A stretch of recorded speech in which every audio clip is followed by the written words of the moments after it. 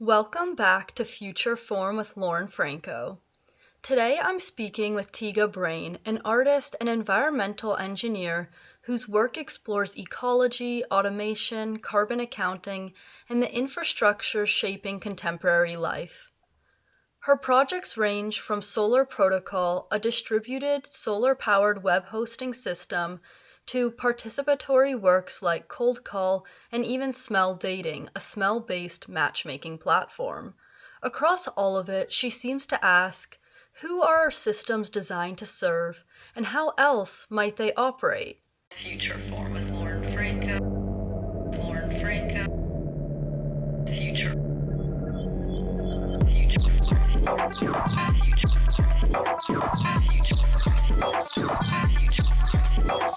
You're listening to Future Form with Lauren Franco.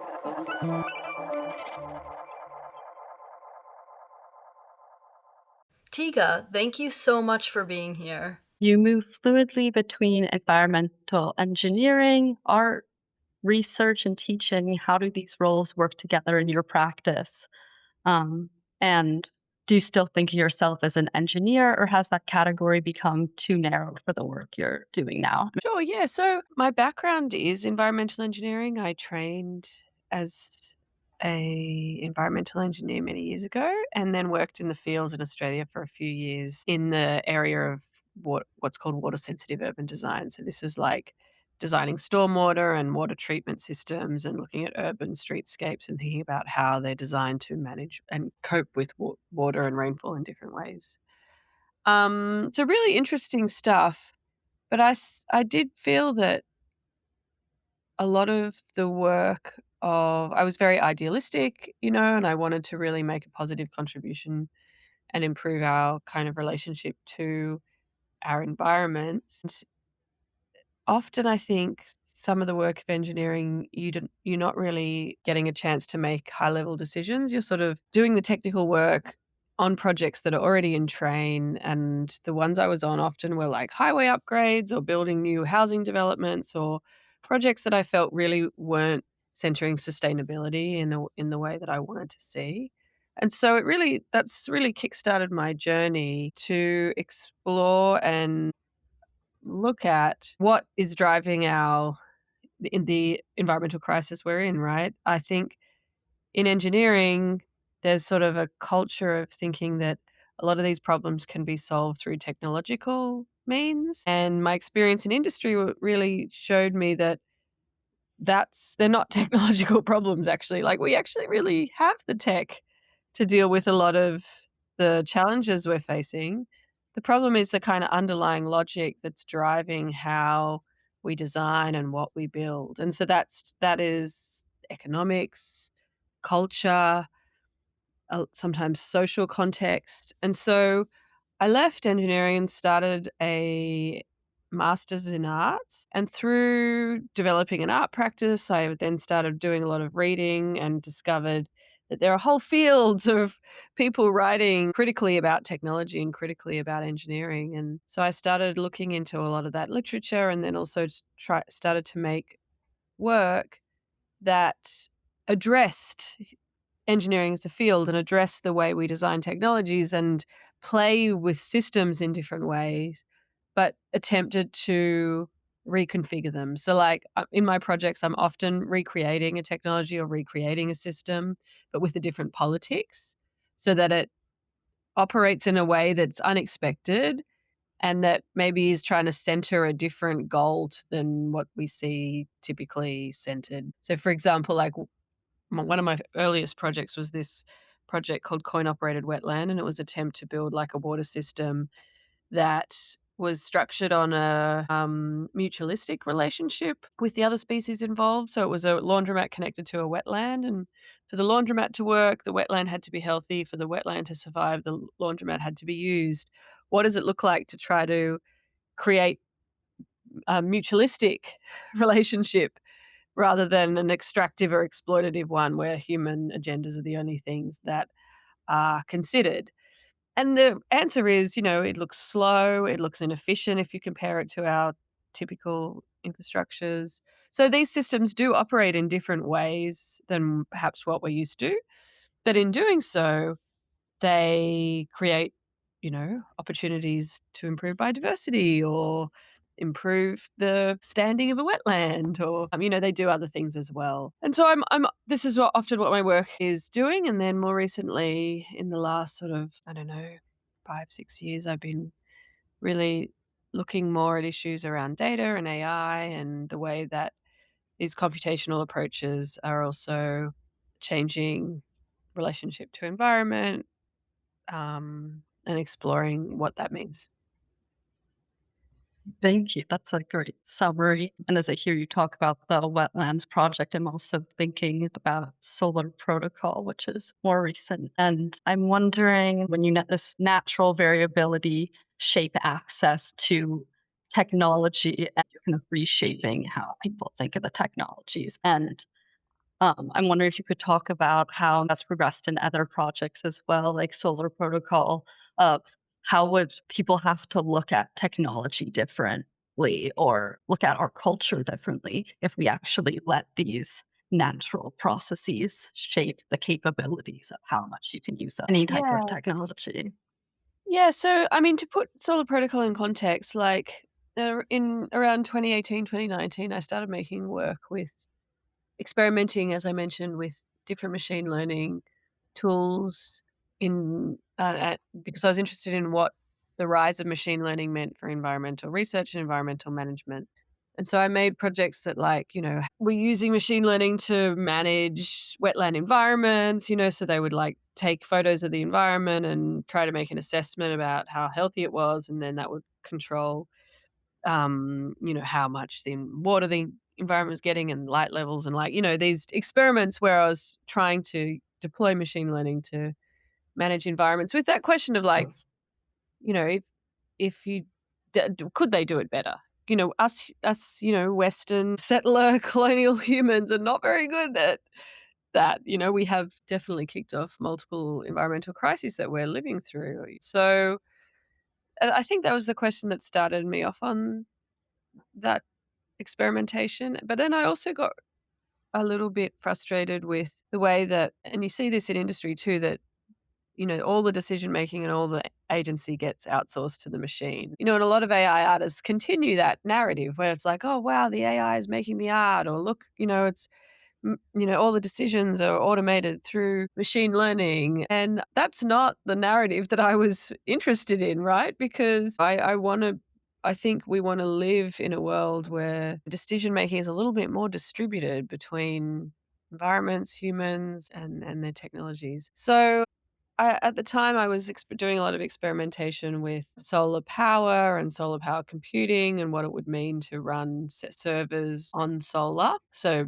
computers that serve websites. I was really inspired by Low Tech Magazine's solar powered website. I don't know if you're familiar, but it was sort of one of the earliest projects I saw experimenting with solar powered servers. And, they had redesigned the front end of their website so that the design of the website reflected the status of the battery and how much power was being produced, and then it would go offline sometime. And so we were really excited about that because, it's the first time I'd seen a a website that actually put the server data front and center. Like, and it really makes you realize that the fact that that data is inaccessible and that, like, all the big data centers and server farms don't allow you to access that data, like, that's a design decision. That data exists, right? Yeah. And again, it's just kind of like hiding and introducing opacity so that we don't really think about the environmental costs of our digital technologies, which, I think there's a growing public awareness that it's a really significant cost, and impact. So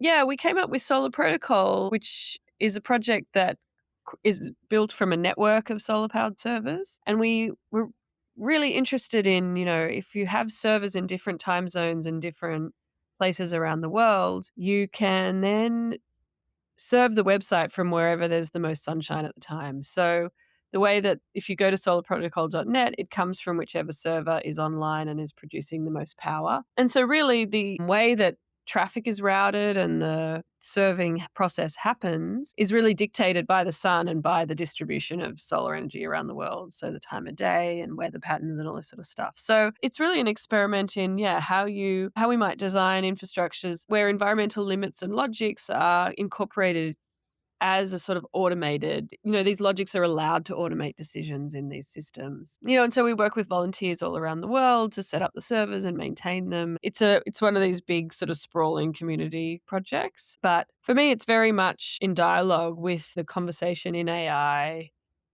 or in, we should call it machine learning, because AI is sort of a meaningless term. But, this conversation about automation and like, with what logics are we automating? Who gets to decide what's being optimized in that process? Thank you.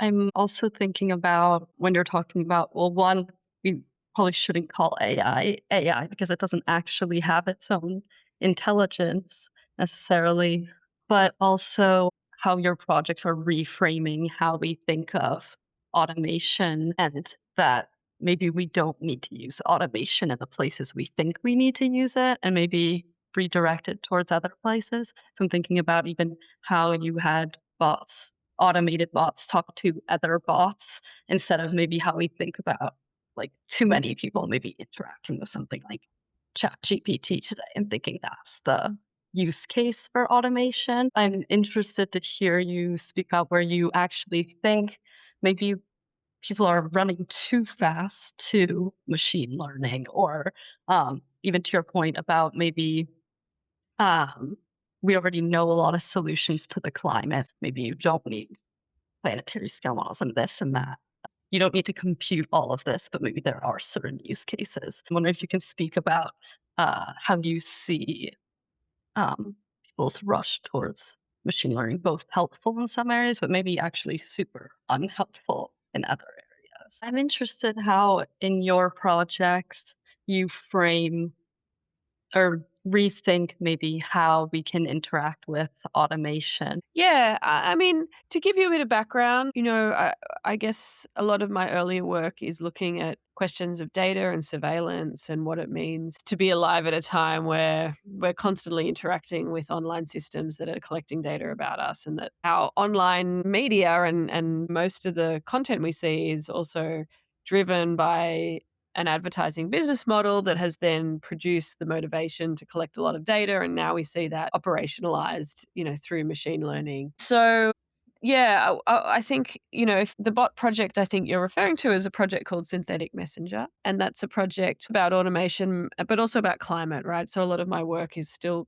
like asking questions of how we understand our environment and how we manage it and what the politics of those processes are. And so with Synthetic Messenger, the work consists of 100 bots. So they're a botnet, and they basically listen. They scrape the web looking for news about climate change. And when they find it, they click on all the ads running alongside that news article to try to make that article more valuable for the news outlet. So, it's simulating human traffic. It makes it look like that article and the ads are getting a lot of attention, which also then potentially has this sort of amplification effect. So like then the article would get aggregated more. And we were really interested in if there was sort of a way you could kind of artificially make climate news more valuable and then have it covered more, because it's kind of well known in the news space that like if you put climate in the headline, people are much less likely to click on it, because I think we all feel like it's so scary, the situation we're in, and yet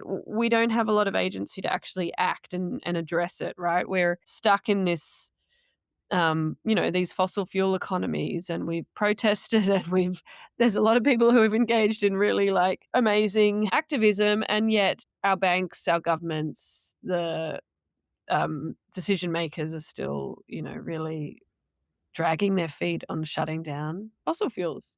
And so often my work is also looking for like where there is agency, like, this data-driven, advertising-driven internet. Again, what does that mean for a human actor, a human reader? It's interesting then to what does it mean to create bots that are then sort of simulating this crowd? Like, yeah, these attention-driven economies are really, I think, linked to sort of the quantification of human attention and activity online. And so I think that project gives you kind of another example of how we're often like co-opting or taking existing technologies and then trying to deploy them for a different agenda. So in this case, to try to amplify climate news. when I hear you speak about, well, that there's this exhaustion from people, and then that doesn't lead them to either engage with climate news or from the user side. I find your work powerful in engaging people in a way that maybe sometimes other, what could maybe be categorized as climate art, doesn't always do, which is actually engage with people directly or make people take action related to the work, as well as sometimes like have a humorous component to it. So wondering if you could talk a bit about how you see your approach as maybe different to some other climate art in the way that you engage people, as well as how does humor play into your work?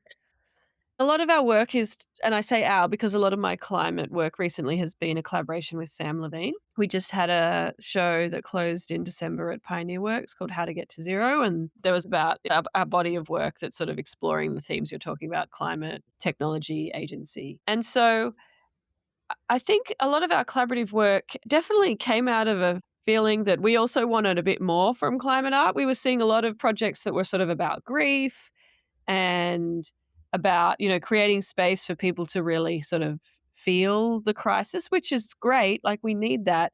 But we also need to, I think, for me, I wanted to really kind of remind or point to the ways that, it's not done, right? There's a lot of things we can still do to reduce the damage. And a lot of those things, there are people sitting behind desks who, have some capacity to change things, right? And it often feels like the art world is a little bit siloed and the conversations don't really get out of that space. And so, yeah, our work is definitely trying to do that. And so, like synthetic messenger, right? It's definitely like a intervention where we actually run the bots. They actually go out and do the action. If you have a look on Hacker News, there's a long sort of thread about people who are like, this project sucks. It's not going to work. It is going to work. They don't understand how advertising works. So, like, that kind of engagement from like Silicon Valley communities is really exciting for us because we're like, if you find it out, like, think about what actually is at play here. So to give you another example, most recently we've done a body of work around carbon offsetting because obviously offsetting is absolutely central to net zero goals, right? So countries, corporations, communities setting net zero goals and trying to achieve them. And yet the carbon offsetting space is like really problematic. It's not well regulated. It's extremely boring to look at carbon accounting information. Like, if you want to send someone to sleep, talk to them about carbon accounting, right? And so, yeah, we started doing work looking at some of the strategies in offsetting and then trying to think about like what they leave out or like what does it mean to try to, quantify the world based on carbon. And so one of the projects that kind of came out of that work is a project called Cold Call, where we discovered that in the US there's this funny thing where you can actually just buy phone numbers from people in certain sectors. And so we spent some of our production budget on buying 1,000 phone numbers from executives and CEOs who work in oil and gas. And then we use those phone numbers in an installation that takes the form of a call center. And the audience is invited to come into the call center and basically call. You're automatically connected to one of these phone numbers, so one of these executives. And we made custom call center software that then instructs you to try to waste as much time as possible of this person on the other end of the phone. So there's like scripts and poems and meditations and all these things that we offer that you might invite the person you're talking to do with you. Because we got really interested in like sabotage and time theft as this strategy of worker resistance, right? Where you're actually just like wasting time on the job, and slow down and time theft, has a long history. And if you look in the history of like worker activism. And so we then wrote this white paper on like how might you calculate potential carbon savings by wasting, a CEO's time. Like, could you look at salary to like how many minutes they're idle, and we had a lot of fun with that. But really, it is, I love the way that project came out because people come into the gallery and they think that it's a sound work or they think that you're going to get on the phone and just listen to a recording or something. And then all of a sudden they're actually on a phone call with oil and gas executives, often somewhere in Texas or who knows, somewhere across the country. And they have to have a conversation. And so again, like thinking about these decisions are being driven by people who are running companies and doing just like work that, they're just trying to earn a living and feed their families too. And so could we make a way to connect like art, climate art audiences with those other people, and how would that happen? And again, yeah, I think humor for us is really important because like a lot of this stuff is really heavy. Carbon accounting stuff is really boring. And so I think we try to often make work that is amusing to ourselves. And so therefore like sort of amplify, uses humor as a strategy to get attention and also to like invite people in to think about like, oh, what is behind carbon accounting? What kind of methods are they using? Like, I think it can be really effective for bringing new audiences to some of these topics. And I appreciate that a lot because I think also to your point, if a topic is either heavy or very boring, but you're able to bring both humor and this artistic vision to it. And I had read about your recent projects. I'm sorry, I can't be there in person to see it because it seemed super amazing. And I thought it was even funny. I think on one of the articles I was reading, someone had commented they were too scared to get on the phone with Yeah. the executives or something when they were there. And I thought even that maybe that was also great to see the different ways that people interact with your work was Yeah, I mean, terrific to read Sam was too, maybe. yeah, Sam was very worried that people would be too scared to make phone calls because he's got a lot of phone fear. And so Mm. the first time we showed the work, we actually hired an actor to sit in the call center and make calls so that, to show people that, you can do it and it's fine. But honestly, like that work is so popular and like particularly really popular with like kids. The Mm. 6, 7, 8, 9, Mm. 10-year-olds. They just spend hours in there, like, calling executives and talk I don't know That's what they're saying, amazing. but it's so funny. Yeah, it's like that's amazing to think a kid can be sitting in a gallery stealing time from executives. Yeah. But even reading that comment that maybe someone is scared also made me think that it's still great though, even if someone is not immediately maybe ready to get on a call, then maybe they listen to other people do it and they realize that these tasks or ways to kind of sabotage are actually things they can do, which I think that's very cool. I'm wondering how, because I think that also maybe interestingly engages with different scales that you're able, or people talk often about kind of local versus global action at what scale we need to work at with the climate crisis. And interestingly, that maybe works at multiple scales because you're taking local action, but kind of from afar, or how do you think about these different scales? Yeah, I mean, I think the thing with working with systems, like I often do, is that it it could scale, right? Like, um, like a system is sort of a mechanism to, enact agency at scale. And so, yeah, that's definitely something that always comes in, I think, to the work is like, I mean, that's also because we're working with software a lot, right? And like, that's one thing that, has driven the Silicon Valley boom and like software scales in a way that other sort of technologies, it's really hard to do. Like, so for Mhm. example, if you look at Solar Protocol, right? The fact that the system is serving a website and that means that the software can sort of relocate itself around the world relatively easily, right? Because it's relying on digital networks and the internet. It's much harder to do that if you're like trying to like look at, I don't know, air conditioning or like systems that actually have materiality that are really situated in different ways. I think the fact that we're often working with code and software does mean that there's potentials to scale or the work has reach or it can move in ways that like, a sculpture or a more traditional art practice is much more kind of grounded in one place with a much more limited audience. And so that's one of the reasons I love kind of working in this way with software often online is like, yeah, it means the work gets seen by I think more kind of diverse audiences because it just can be accessed outside of galleries. Yeah, and I'm also wondering if you can speak a bit about your role as a teacher and professor, and because also when I'm thinking about your influence both in the artistic community a way is also through teaching,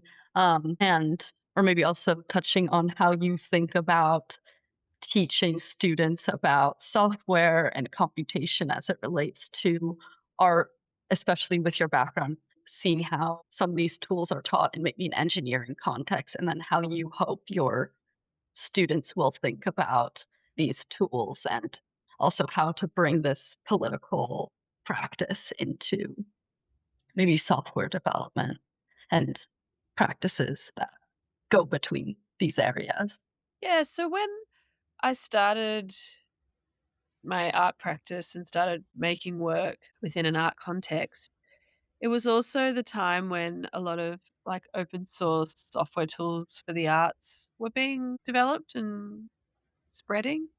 So things like processing, P5, Arduino, these are all tools that are open source and that are software and hardware tools specifically for arts communities. So for people who want to make things and tinker with them and have visual and expressive outcomes. And so I feel really lucky to have been a part of that because prior to the launch of processing, if you wanted to use code to like make animation or imagery or moving image or anything like that, it was really hard, right? Like none of the tools could easily gave you a kind of visual output. And you had to go and learn like C++ or like languages where there wasn't a lot of documentation for beginners. And, you had to like have a community, someone who was like good at computer science to kind of lead you through. It was really hard. And so now it's like totally different story, right? Like with these tools, there's a huge community of people who are using code for self-expression and for critique. And like,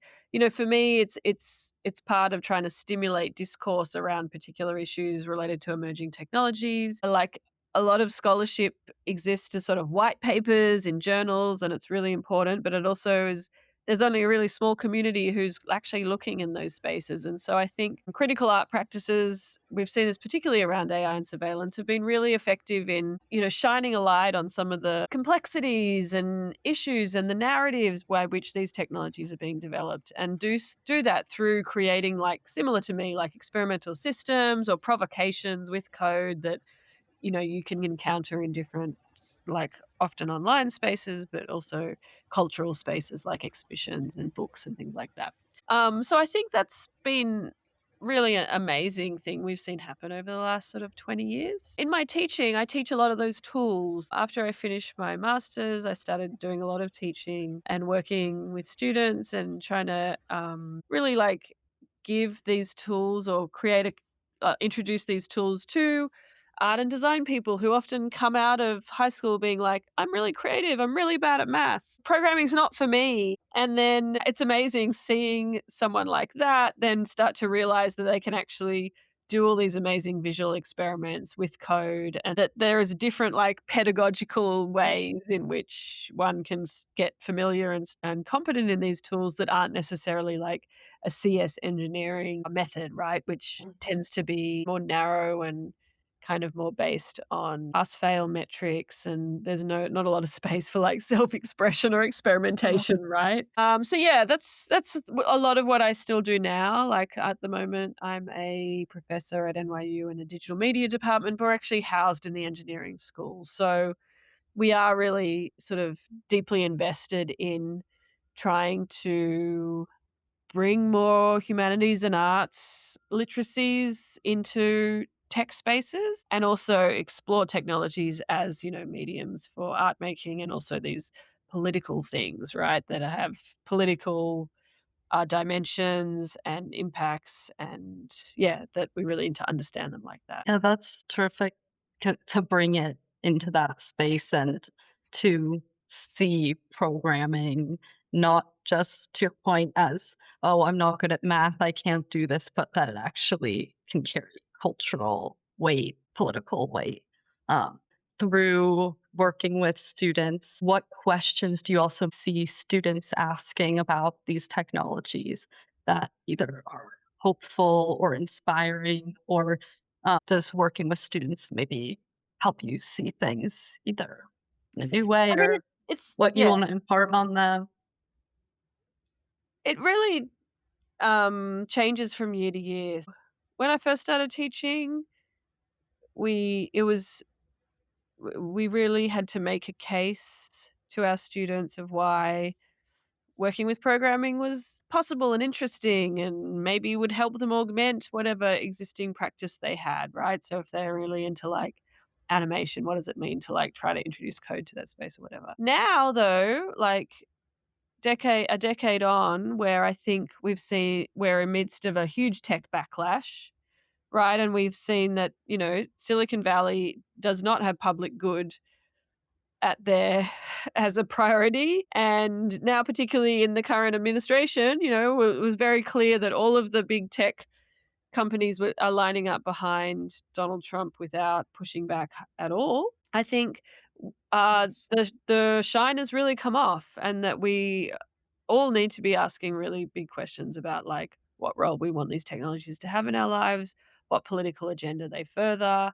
And so my students now are very skeptical of it, right? We definitely went through a period of optimism and excitement and like everybody wanting to get jobs at Google and Microsoft and so on to be a part of developing these systems, to now like a lot of my students are really skeptical and wanting to like do more experiments around how you might create tools of refusal or alternatives or like small scale things or tech that's using a different business model or like even like physical media, right, where there isn't a digital networked component at all. So it's cool to see how culture changes in response to these things, and then also how, yeah, the sort of up and coming artists, designers are really asking meaningful, critical questions around how we're designing with computation. Yeah, that's awesome to think about a new group of artists maybe emerging from these programs, actually thinking about modes of refusal and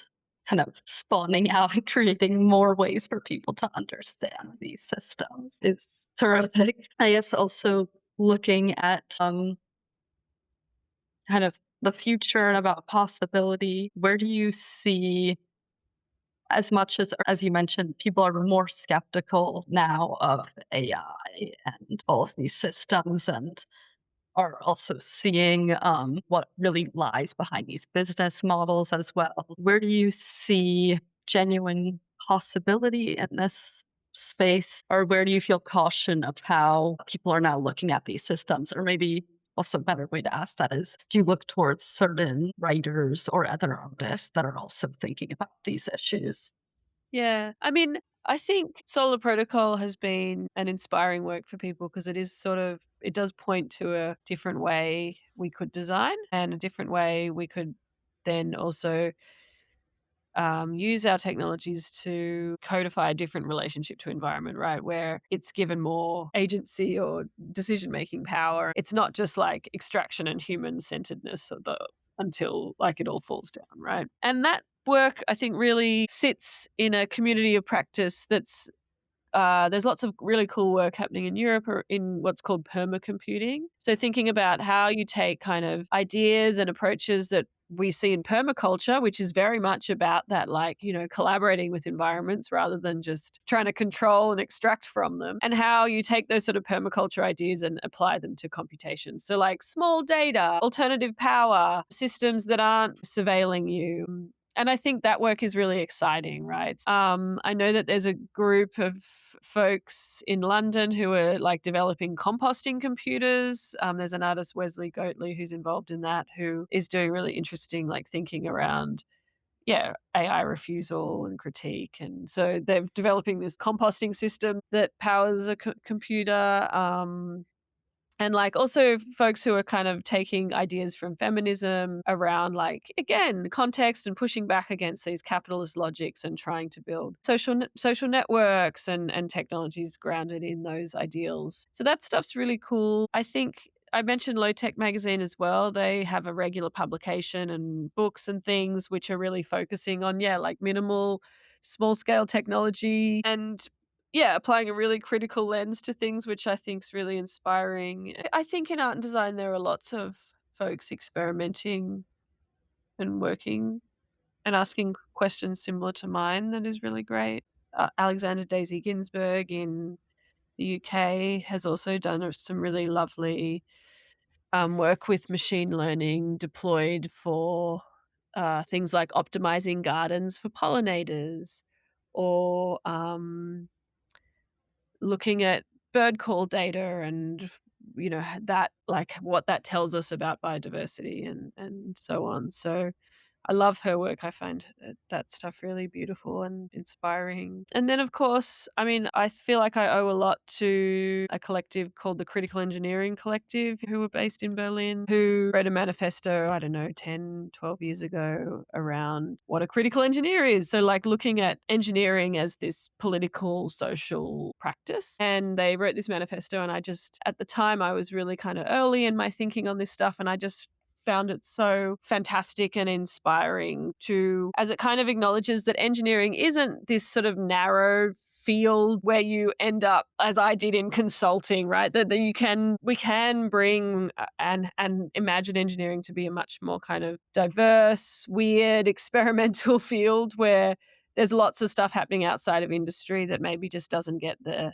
same attention as the systems that actually scale. We see this a lot in design and architecture, where those fields have really celebrated practices on the margins, right? Practices like forensic architecture or speculative design, or practices where they're actually treating design as this kind of discourse. I think there's lots more room to do that in engineering. And I think, yeah, the critical engineering stuff was kind of kicked off a lot of my thinking in that space. Yeah. Thank you. I mean, that's a huge list for people to look into. Definitely make sure I know all those projects and names. And I think your point is very true. I mean, I'm in the architecture space, and we kind of allow for people to be on the margins maybe more than if you come from the reverse side. Because architecture is sort of, It's already it kind is of in that margin. Yeah. yeah, it's halfway between science, design, art. So I think there's a better engagement with arts and culture in that field than what we've seen in STEM, right? Like in engineering. And I'd have noticed, because I've taught in architecture schools a little bit, it's really kind of reflexive. Like, architects are always asking, well, what is architecture? What is the future of architecture? And I've often wondered, why don't I ever hear engineers like asking, well, what is engineering? What could it be? Right? There's much less of a kind of speculative culture in technology, and it's curious why that is. So Mm. yeah, I hope with my practice I kind of stimulate some of that thinking. Yeah. Yeah. Yeah, no, exactly. That's why I think it's very inspiring to see someone like yourself who is asking these questions of, okay, why do we think of engineering in this one way? Or maybe your point also that engineering takes one particular path and is kind of solution oriented, or has a very tunnel vision towards a solution that maybe doesn't consider all these other issues that you're saying we need to address. What I want people to also gain from the podcast is to hear creative practices like yourself and be inspired, and to also kind of understand how maybe they can get into this mindset. So I'm wondering, as well as, maybe looking at other people's practices, what is your kind of daily creative rhythm to have your best ideas emerge, or kind of what is your process like? I guess my creative routine is very chaotic. I'm not someone who does well with strict Yeah. schedule or routine. I also work a full-time job as a academic, so it really depends on, yeah, what time of year it is. So during semester, I'm spending a lot of time teaching and doing university stuff, and then I tend to do a lot of art making in the summers and in the breaks. And so yeah, it really depends what's happening in the year. And then, but we do, like Sam and I, so Sam, my collaborator, we do kind of make a regular time every month to just chat ideas. We'll put an evening aside where we just like, okay, let's just go for it. And like any weird project idea or, issue that's been annoying us that maybe there's been a bunch of press about, and you're like, oh, we should make something about, I don't know, digital twins. Like, what the hell are they? And like, or the other thing that's really mind-boggling at the moment are all these like bedding markets, like what is it called? Poly market? I don't know, and you're gambling on what the weather's gonna be tomorrow or who wins the Super Bowl, and you're like, "Wow, are we gonna just transform the whole world into, like, a casino? That's crazy." So, like, we do sort of schedule every month or so time where we just, like, talk and think about weird and wonderful project ideas that kind of all go into a notebook, and then often it's driven by an opportunity or a deadline where someone's like, "Oh, pitch us something for this," and we'll go in and see what we wanna work on. I'm similar as it. I like the chaos of doing many things at once and kind of shifting between many things. So I understand that a routine doesn't necessarily mean the same thing every day, actually, that this chaos is maybe productive, actually, in terms of a practice. Another question is kind of how your work is often encouraging people to reconsider how they relate to technology in their own life. Like, how do you see yourself? Of course, you relate to technology through the work you do, but kind of in your daily life, how do you see yourself relating to technology in the way of either almost like regulating your own usage of it, or how do you see your own relationship to technology either change over time, or how does it feel in this moment? Yeah, I mean, I think we all I don't I think I'm like a lot of people where we're trying to spend less time online and trying to spend less time on my phone. And, I do think the greatest minds of our generation have been working on ways to keep us on our phones. And so it's tremendously challenging to sort of log out and take time away. And, I think we are all have very fractured attention because of these competing systems that are trying to optimize for Mhm. attention. So I definitely feel that very strongly, that I'm constantly, navigating that. But I also think we are seeing in the media art community for a long time, we've talked about how surveillance and data collection, there's a lot of potential there for governments or, nefarious actors in government to use these systems against us and use them to undermine democracy. We're seeing that happen now, right? I don't think we've lived through a time in the States where data and the data collected on us has been really used for oppression and the way that the Trump administration is using it. So I think I'm very worried about that. I think we're seeing that play out in real time at the moment. And I think that's something we all really need to be doing whatever we can to push back against, right? Is, the way that ICE and these really like non-democratic entities are gaining access to things like social security data and census data and just operating outside the law. And so that's really scary. And I think that's something that is impacting everyone in the US, right? A lot of scholars like Virginia Eubanks have written for a long time on the way that technology is used on marginalized communities, right? So if you're poor or if you're a refugee, right, you experience surveillance and technology in a way that is very different if you're in the sort of an affluent group. However, that shows us what's going to happen in the future, right? Because often, those groups, the refugees, the marginalized, they're the sort of test cases for the way that facial recognition gets used, or whatever the tech may be, and then it gets rolled out more broadly as public opinion is softened towards it. And so I think again we're seeing that happen in real time in the US, and it's not just the US, but I think the US is one of the leaders. So it's we're in a bad place.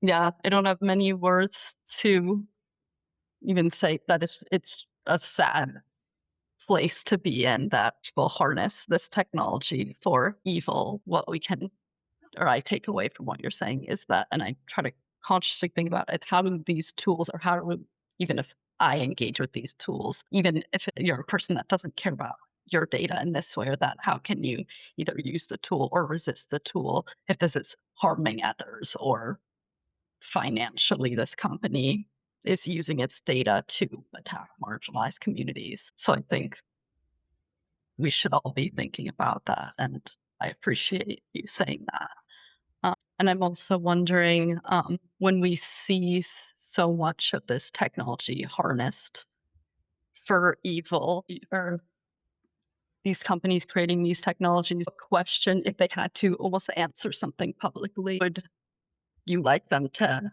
answer? What should the question? It's like that's a hard question or I'm almost thinking about that. It almost feels like as soon as people realize that one technology is being harnessed for evil and these to attack people, it feels like another technology emerges that then we realize is also like that. And so maybe it's also a question of what questions do you hope people ask themselves before engaging with these technologies?